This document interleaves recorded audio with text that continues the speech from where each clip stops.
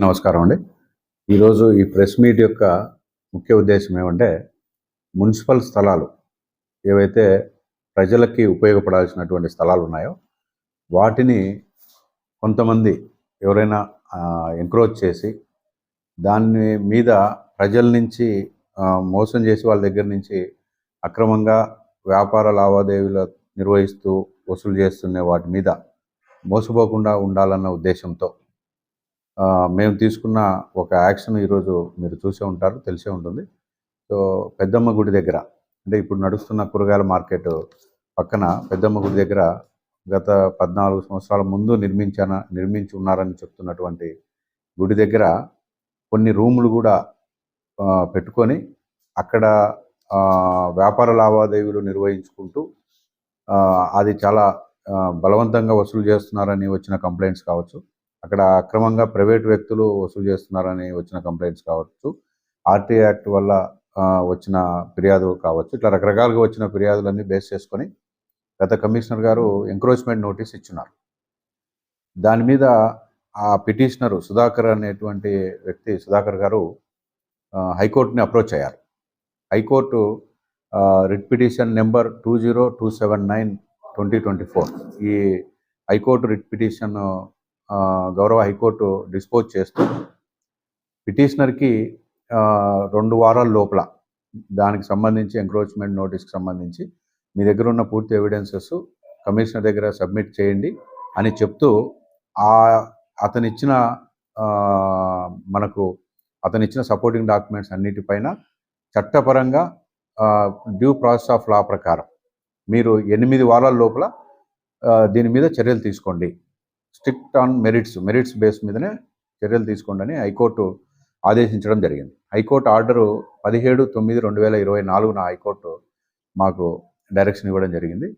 దాంట్లో మెరిట్స్ పైనే as per rule follow అవుతూ, due process of law follow అవుతూ 8 వీక్స్ లోపల దాన్ని డిస్పోజ్ చేయమన్నారు. దాన్ని బేస్ చేసుకొని సుధాకర్ గారు ఎవరైతే పిటిషనర్ ఉన్నారో ఆయన్ని కూడా ఇంకా మీ దగ్గర ఏమైనా ఎవిడెన్సెస్ ఉంటే ఇవ్వమని అడిగాం. సో ఆయన ఒక రిప్లై ఇచ్చారు. రిప్లై ఇచ్చి ఇది మున్సిపల్ స్థలం అని మాకు తెలియదు, గతంలో జూటూరు వాళ్ళు అక్కడ ఉన్నారు, వాళ్ళ పర్మిషన్తో మేము కట్టుకున్నాము అని చెప్పి, ఇప్పుడు ఇస్కాన్ టెంపుల్ ఉందని చెప్పి రైట్స్ ఇవ్వడం జరిగింది. ఎటువంటి ఆ స్థలానికి సంబంధించిన అతని హక్కుదారు పత్రాలు ఏమీ మనకి ఇవ్వలేదు. అలాగే హైకోర్టు డైరెక్షన్స్లో కూడా ఆ రిమైనింగ్ అక్కడ చుట్టూ ఉన్నటువంటి పబ్లిక్ నుంచి కూడా ఫీడ్బ్యాక్ తీసుకొని, ఇంక్లూడింగ్ ద పిటిషనర్ తీసుకొని డిస్పోజ్ చేయమని మాకు ఆర్డర్లో ఉంది. దానికోసం చుట్టుపక్కల ఉన్నటువంటి ఇక్కడ వ్యాపారాలు చేస్తున్న వాళ్ళు కావచ్చు, హై స్కూల్ హెచ్ఎం కావచ్చు, లేదా జూటూరు అంటే ఇప్పుడున్న ఇస్కాన్ వాళ్ళు కావచ్చు, వాళ్ళందరి దగ్గర వీళ్ళు ఎంక్వైరీ చేసి, అలాగే ఆ షాపుల నుంచి కూడా కొంతమంది బాధితులు కూడా కొంతమంది వచ్చి మా దగ్గర ఫిర్యాదు చేశారు. వాళ్ళవన్నీ కూడా ఫీడ్బ్యాక్స్ అన్నీ తీసుకొని ఫైనల్గా అది మున్సిపల్ రోడ్లో లేదా మున్సిపల్ స్థలంలో నిర్మించినటువంటి నిర్మాణాలని తెలిసిన తర్వాత గుడి మాత్రం మనం అలాగే ఉంచి, గుడి మనం వెళ్లకుండా గుడికి ఆనుకొని ఉన్నటువంటి వ్యాపార స్థలాల్ని, వ్యాపార రూమ్లని ఈరోజు మనము రిమూవ్ చేయడం జరిగింది.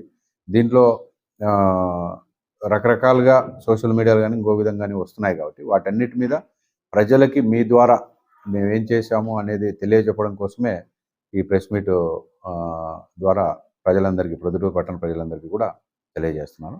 Thank you. పబ్లిక్కి ఉపయోగపడాల్సినటువంటి స్థలాలు, అంటే సామూహిక అవసరాల కోసం ఉపయోగపడేటువంటి స్థలాలు అన్యాక్రాంతం అవడమే కాకుండా దాని నుంచి వ్యాపార లావాదేవీలు నిర్వహించుకుంటూ లబ్ధి పొందుతూ అమాయక ప్రజల్ని కూడా మోసం చేస్తున్నారు. ఇప్పుడు మనకు తెలిసింది, అది నాకు అఫిషియల్గా తెలిసింది, అక్కడ చెప్పింది ఒక్కొక్క వ్యాపారి దగ్గర ఎక్కువ మొత్తంలో వసూలు చేస్తున్నారని చెప్పారు. సో వాళ్ళైనా అది వస్తే మున్సిపాలిటీకి రావాలి, మున్సిపాలిటీకి వస్తే ఊరి మీద ఖర్చు పెడతారు. సో వాళ్ళు అక్కడ చేసిన వ్యాపారాలు మోసపోకూడదు, రావాల్సిన రెవెన్యూ మున్సిపాలిటీకి రావడం లేదన్న ఉద్దేశము. ప్లస్ ఇది మా సొంతంగా మేము ఇనిషియేట్ చేసింది కాదు, పిటిషనరే కోర్టుకు వెళ్ళారు. గౌరవ హైకోర్టు ఇచ్చిన డైరెక్షన్ మేరకే మేము నిర్ణయం తీసుకున్నాం. గత కౌన్సిల్లో కూడా చెప్పాను నేను, అది మేము సర్వే చేసిన దాని మేరకు అక్కడ ఉన్నటువంటి బిల్డింగ్ ఓనర్స్ వాళ్ళు యాక్సెప్ట్ చేయాలి. అంటే మాకు తెలియకుండా మీరు సర్వే చేసుకున్నారని, మా సమక్షంలో కూడా మీరు సర్వే చేయాలని చెప్పారు. దాన్ని బేస్ చేసుకొని మళ్ళీ వాళ్ళని ఈ నెల 4వ తేదీ వాళ్ళ సమక్షంలో సర్వే చేశాం. సర్వే చేసినప్పుడు ఈసారి చాలా స్ట్రిక్ట్గా మళ్ళీ కాంట్రవర్సీ రాకూడదని సర్వే చేశాం. ఆ సర్వే ఇంకా దాన్ని ఫీల్డ్ సర్వే అయిపోయింది. దాన్ని ఆన్లైన్లో ఎఫ్ఎంబిలో కూర్చోబెట్టి ఎంక్రోచ్మెంట్ ఉంటే ఎంత ఉంది అనేది ఫైనల్ చేసి ఫర్టాల్ ఎంక్రోచ్మెంట్ ఉంటే సేమ్ ప్రొసీజర్ ఏదైతే ఫాలో అవుతామో అదే ప్రొసీజర్లోనే చర్యలు తీసుకుంటాం. ఎస్ విషయం ఏంటంటే సచివాలయ సిబ్బంది లోకల్లో ఉంటారు. అంత బిల్డింగ్ సచివాలయ సిబ్బంది చూస్తూ ఉంటారు, కట్టే రోజు చూస్తారు. వాళ్ళకి విషయం తెలియజేసినప్పుడు సార్ వాళ్ళకి చెప్పినారు సార్, రాత్రి టైంలో స్లాబ్ వేస్తున్నారు సార్, ఎందుకు ఆపలేకపోతున్నారు అంటే కింది స్థాయి సిబ్బంది నిర్లక్ష్యం వల్లే కదా సార్. రైట్, అది నేను పొద్దున వీడియో కూడా చూశాను మీరు పెట్టినది. దాంట్లో కింద ఫుటింగ్స్ లేవు అనేది నాకు చెప్తున్నది పట్టింది. నేను కూడా ఫీల్డ్కి వెళ్ళి చూస్తాను. అంటే కాలువ మీద ఫుటింగ్స్ లేవు, పైన రూఫే ఒక 3 అడుగులు వచ్చిందని చెప్తున్నారు. కింద కాలువ ఎంక్రోచ్మెంట్స్ ఏం లేవని చెప్తున్నారు. బట్ ఎనీహౌ నేను వెళ్ళి చూస్తాను, నిజంగా అట్లా ఉంటే యాక్షన్ తీసుకుంటాం.